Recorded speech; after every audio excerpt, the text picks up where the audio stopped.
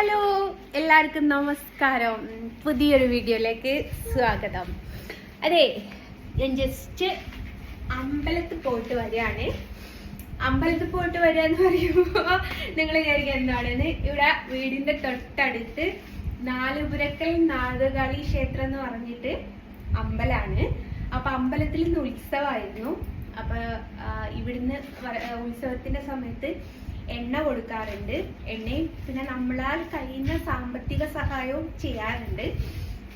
അപ്പം ഇന്നിപ്പോ അവിടെ ഉത്സവം തുടങ്ങിയിട്ട് 3-4 ദിവസമായിട്ടോ.